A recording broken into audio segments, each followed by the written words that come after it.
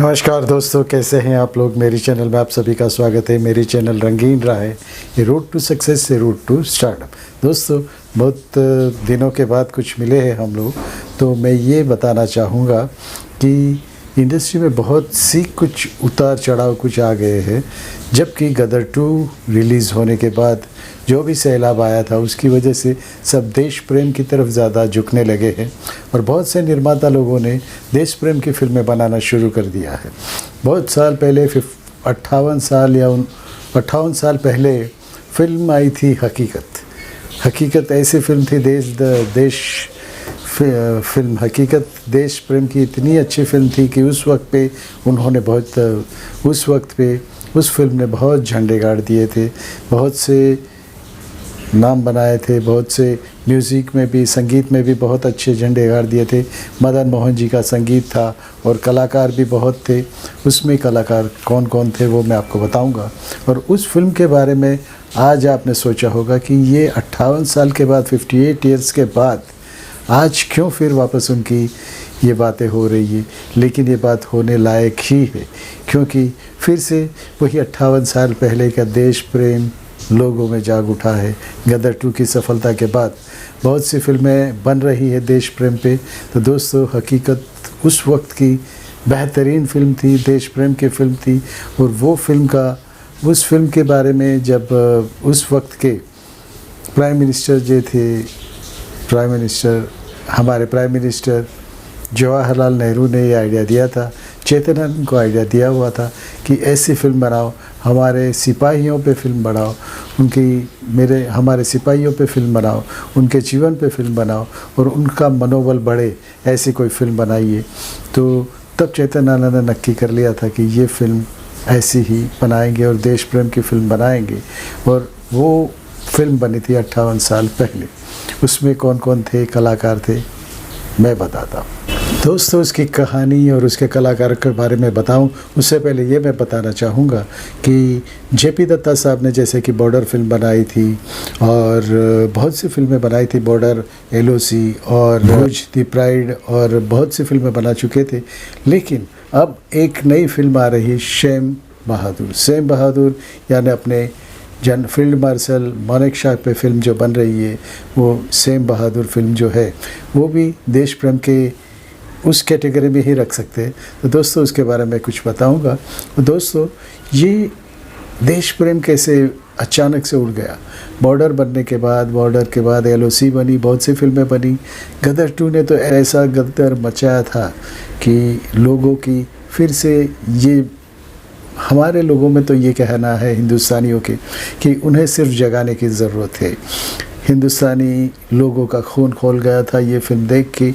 और हर बाजू जो बॉर्डर 2 ने जो भी बिज़नेस किया था, वो लोगों के जो अंतर में जो भी आशाएं जो थी, वो आशाएं जो बाहर आई थी और वो आशाओं को जो उन्होंने ज़ुबान दे दी थी, वो ज़ुबान ही कायम थी।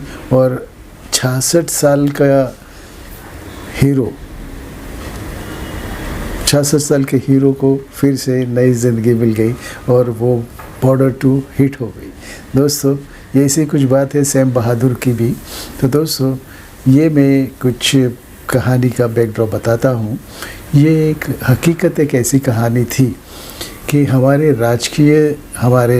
राजा, मतलब जो भी हमारे गवर्नमेंट की तरफ से जो भी कुछ असहूलियत, या तो ये कहिए कि हकीकत में क्या था कि कुछ भी तैयारियां कुछ होती नहीं थी, लड़ाई के लिए कुछ तैयारियां नहीं होती। लेकिन अपने जाबाज सिपाहियों के लिए किस कठिन परिस्थितियों में से युद्ध करना पड़ता था, उसी की बात थी हकीकत।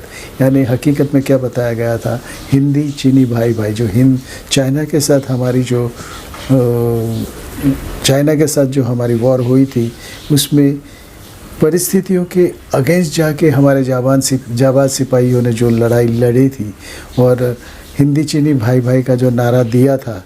लेकिन हिंदी चीनी भाई के नारा देने के बाद पीठ पे वार करके पीठ पे खंजर भोंक दिया था उन्होंने। ऐसी परिस्थिति की ये बताने वाली ये फिल्म थी। तो दोस्तों, चेतन आनंद ने जो ये फिल्म की थी, तो चेतन आनंद के बेटे केतन आनंद ने ये तो पहले फिल्म बनी थी 1964 में, ब्लैक एंड वाइट में बनी थी। उसके बाद उनके बेटे ने, केतन ने 2012 में उसको कलर फिल्म बना के वापस रजू किया था और हकीकत 2 की स्क्रिप्ट भी तैयार करी थी और वो फिल्म पे अभी काम शुरू होगा और बहुत सी जल्दी शुरू होगा और आप लोगों के लिए खुशखबरी भी है। दोस्तों, हकीकत को ये हमारी इंडस्ट्री में, बॉलीवुड में याद इसलिए रखा जाता है क्योंकि उस वक्त में इतने सभी कलाकारों को लेके बनाना बहुत बड़ी बात थी। वो कुंभ मेला जिसे कहते हैं, वैसे सब पूरे स्टार लोग भर दिए थे इस फिल्म में। मल्टी स्टारर फिल्म बन रही थी। ये फिल्में धर्मेंद्र, बलराज साहनी, संजय खान, विजय आनंद, शेख मुख्तार, जयंत, मैक मोहन और प्रिया राजवंश और इंद्रानी मुखर्जी जैसे कलाकार थे। मैक मोहन थे, मैक मोहन की भी इसमें कहानी कुछ जुड़ी हुई है। उस वक्त हमारे प्राइम मिनिस्टर जवाहरलाल नेहरू ने लद्दाख के बहादुर सैनिकों को समर्पित करने के लिए फ़िल्म बनाने कहा था और सर्वश्रेष्ठ फिल्म के लिए इसी फिल्म को अवार्ड भी मिला था। शोले फिल्म आपने देखी होगी। शोले फिल्म में जो ऊपर टेकरी पे बैठा हुआ सरदार गब्बर सिंह के पूरे 50,000, इतना एक वाक्य, एक ही शब्द बोलने वाला मैक मोहन भी इसी फिल्म की उपज थी। क्योंकि जब वो जो सांबा थे, क्योंकि उनकी पहली फिल्म थी, फिल्मालय में वो एक्टिंग की ट्रेनिंग ले रहे थे। वहाँ पे चेतन आनंद की नज़र उन पे पड़ी और तब उन्होंने इस फिल्म में चांस दिया। तो दोस्तों, चेतन और प्रिया के लिए ये पहली फिल्म थी और हमेशा के लिए चेतन हमेशा के लिए वो दोनों के लिए, चेतन और प्रिया राजवंश की जोड़ी, यानी जोड़ी तो नहीं कह सकते, लेकिन उनका जो अपनापन जो था वो चर्चा का विषय भी बन गया था। लोग कहते थे कि दोनों आपस में बहुत प्यार करते थे। 1962 में भारत चीन युद्ध जब हुआ, लार्ज स्केल मूवी बना के सिपाहियों का तो और देशवासियों का मनोबल मजबूत करने के लिए चेतन आनंद को विचारा था, लेकिन उनके पास पैसे नहीं थे, पैसे की कुछ कमियां थी। तो फिल्म बनाने के लिए सिर्फ 25,000 कम पड़ रहे थे। तो चेतन की वाइफ जो थी उमा आनंद, उनकी एक दोस्त है, उनके पति ने बताया कि उनके अंकल प्रताप सिंह केटो पंजाब के मुख्यमंत्री हैं, उनसे आप मदद ले सकते हो, तो वो मदद करेंगे। तो चेतन आनंद जी वहाँ पहुँच गए, उनको बताया कि मुझे 25,000 रुपये की ज़रूरत है। लेकिन ये कहानी उन्होंने जो सुनी, तो केटो साहब ने जब ये कहानी सुनी तो उनको इतनी अच्छी लगी कि उन्होंने 25,000 के बदले 10 लाख रुपए का चेक दे दिया और उन्होंने कहा जैसे फिल्म बनानी चाहे लेविशली फिल्म बनाइए और अपने सिपाहियों के लिए जो आप फिल्म बना रहे हो तो काबिल तारीफ़ है, तो मेरी तरफ से 10 लाख का चेक ले लीजिए। तो 10 लाख के चेक मिलने के बाद उनके फिल्म की शुरुआत हो गई। दोस्तों, ये एक और बात भी कहूँगा कि जो कलाकार थे उनको सख्त मिलिट्री के जैसी ट्रेनिंग लेनी पड़ी थी। उनको 3 महीने पहले मिलिट्री कैंप में फ़ौजियों के और अफसरों के पास कठिन से कठिन ट्रेनिंग ली जाती थी और जिसमें सैल्यूट, डिसिप्लिन और फायरिंग का भी समावेश होता था। हर एक कलाकार को फायरिंग सिखाया गया था और लद्दाख के क्षेत्र में ऑक्सीजन की बहुत कमी रहती थी, तो बहुत बार ऐसा होता था कि चलते चलते आदमी थक जाते थे और सांस लेने में बहुत सी तकलीफ़ हो जाती थी। और तब तो उनके पास गाड़ियाँ भी शायद कम थी या तो बहुत थी ही नहीं, तो चढ़ के वो लोग उतने 2 घंटे 3 घंटे में वहाँ पे पहुँचते थे लद्दाख पे।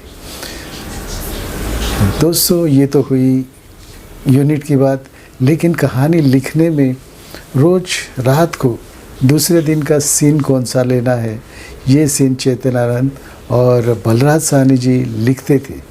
तो इसमें कहानी में बलराज साहनी जी का बहुत बड़ा हाथ था और उनका जब नाम देखोगे पर्दे पे तो उनका नाम भी आता है। कहानी में नाम वैसे चेतन आनंद ने लिखा है, लेकिन पूरी कहानी या तो बहुत सी पौने भाग की कहानी बलराज साहनी ने लिखी थी। और दूसरी एक बात कि चेतन आनंद ने ये कहा था कि किसी को मानने में नहीं आएगा कि ये सिंगल कैमरा से ये फिल्म शूट हुई थी। इतनी ऊंचाइयों पे, इतने कठिन रास्तों पे ये फिल्म बन रही थी। पैसे की कुछ कमी थी, वो तो कम हो गई, छूट गई, लेकिन सिंगल कैमरा से ये शूट हुई थी फिल्म। किसी को लगेगा नहीं कि ये सिंगल कैमरा से शूट हुआ था। और फिल्म के संगीत के बारे में बता दूं तो फिल्म का संगीत भी ऐसे अमर बन गया। क्योंकि एक सिपाही ने उसका म्यूज़िक दिया था। वो सिपाही कौन थे उसके बारे में भी बताऊंगा। आप तो कहोगे कि उस फिल्म में तो मदन मोहन साहब ने संगीत दिया था। जी हाँ, मदन मोहन साहब सिपाही थे, उनको अंदरूनी सब कुछ हालात मालूम थे, बैकग्राउंड भी मालूम था कि क्या क्या गुज़रता है उन पे। तो उस वक्त उनको म्यूज़िक का दौर दिया गया, म्यूज़िक संभालने कहा गया। तो उन्होंने जो म्यूज़िक दिया है वो दिल को छूते हुए चले जाता है, क्योंकि उन्हें हर पल, हर घड़ी उन्होंने वहाँ पे बिताई थी। तो मदन मोहन म्यूज़िक डायरेक्टर ऐसे बन गए, सिपाही थे, और वहाँ से वो म्यूज़िक डायरेक्टर भी बन गए। और दोस्तों, मैकमोहन और प्रिया राजवंश की तो ये पहली फिल्म थी ही थी, लेकिन सुधीर जो कलाकार थे उनकी भी ये पहली फिल्म थी। ये फिल्म में मदन मोहन जी पहली बार ये फिल्म में काम करने वाले थे। म्यूज़िक तो देते ही थे, लेकिन कलाकार के रूप में पहली बार ये फिल्म करने वाले थे। यानी बहुत से लोगों की शुरुआत इसी फिल्म से हुई थी, मैकमोहन, सुधीर और प्रिया राजवंश की। सुधीर जी की एक साइड लाइन करके एक बात कहूँ, सुधीर जी जब फिल्मों में काम करने आए थे तो उन्होंने स्ट्रगल तो शुरू कर दिया था। बहुत से काम मांगते रहते थे, लेकिन बहुत सी फिल्में मिलती नहीं थी, काम मिलता नहीं था। तो वो उनका नसीब देखिए, वो जो भी पैसे मिलते थे उसमें वो पैसे से वो महालक्ष्मी में जाके, रेस कोर्स पे जाके घोड़े पे लगा देते थे। और रेस कोर्स में वो इतना कमाए और हर वक्त वो उनका घोड़ा जीतता ही था। ये भी देखो लक की बात है। इसके लिए उन्होंने ज़्यादा ट्राई भी नहीं की फिल्मों में, क्योंकि पैसा तो इतना था कि वो खुद एक फ़िल्म बना सकते थे। तो फिर फिल्म में काम करने की क्या ज़रूरत थी। जो भी फिल्म मिली, काम मिला, छोटा सा काम मिला, वही पैसा लेके जाके सीधे महालक्ष्मी में जाते थे, जहाँ पे मुंबई में महालक्ष्मी है, महालक्ष्मी रेस कोर्स में जाते थे और वहाँ पे लगाते थे। और हर वक्त मुश्किल से 1-2 बार नहीं जीते होंगे, लेकिन हर वक्त उनका घोड़ा जीतता था और माला माल हो गए थे। दोस्तों, ये भी कैसी बात है। फिल्मों में काम नहीं मिला, लेकिन फिल्म के पैसों से उनको इतना पैसा मिला कि उनको फिल्म में काम करने की ज़रूरत ही नहीं पड़ी। ये तो साइड ट्रैक था दोस्तों, लेकिन एक दूसरी बात भी थी।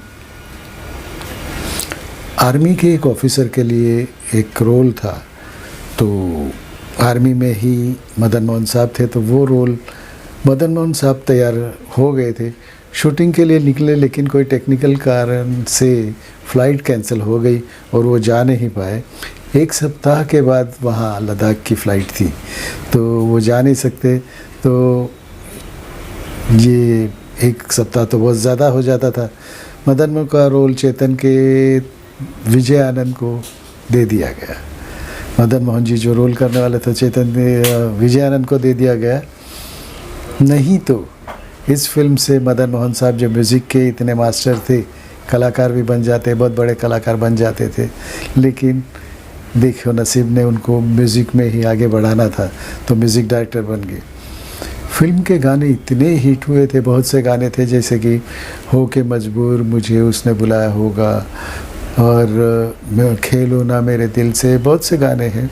मैं ये सोचकर उसके घर से चला था, बुला लेगी मुझको, बिठा लेगी मुझको, मगर उसने रोका न उसने बुलाया। मोहम्मद रफ़ी साहब ने जो दिल से गाना गाया था। आप फिल्म तो देखिए ही देखिए, लेकिन उसके गाने भी सुनोगे तो आपके दिल पे उतर जाएगा, दिल में उतर जाएंगे दोस्तों। और एक गाना है जो कि हर साल 15 अगस्त और 26 जनवरी को बजता ही बजता है, वो राष्ट्रगीत जैसे बन गया है। तो वो गाना है,